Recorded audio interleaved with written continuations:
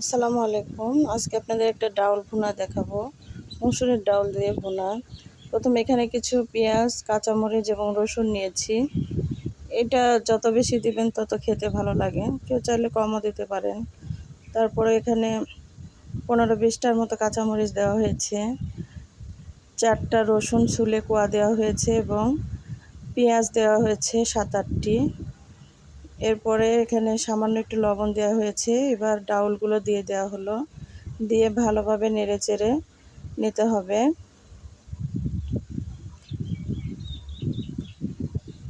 এটি রান্না করতে অনেকটা সময় লাগে, একটু ধৈর্য ধরে রান্নাটা করতে হবে সময় নিয়ে, তাহলে খেতে অসাধারণ ভালো লাগবে।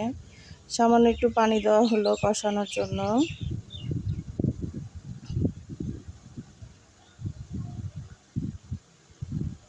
এটা যারা কখনো খাননি একবার খেয়ে দেখতে পারেন, আশা করি অনেক ভালো লাগবে।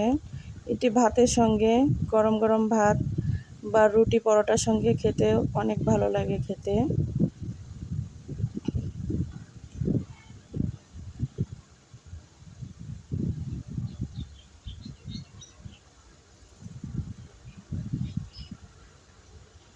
আমার রান্নাগুলো যদি ভালো লেগে থাকে তাহলে প্লিজ আমার চ্যানেলটি যারা সাবস্ক্রাইব করেনি সাবস্ক্রাইব করে দিবেন এবং লাইক দিবেন। আপনাদের একটি লাইক আমাকে উৎসাহিত করে, এগিয়ে যেতে সাহায্য করে। দেখুন, ডাউলের মধ্যে পানি দিয়েছিলাম একটু ঝোল ঝোল রাখার জন্য।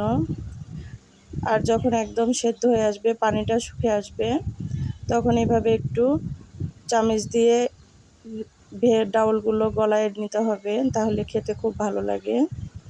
এতক্ষণ আমার সঙ্গে থাকার জন্য অসংখ্য ধন্যবাদ। আসসালামু আলাইকুম। আল্লাহ হাফেজ।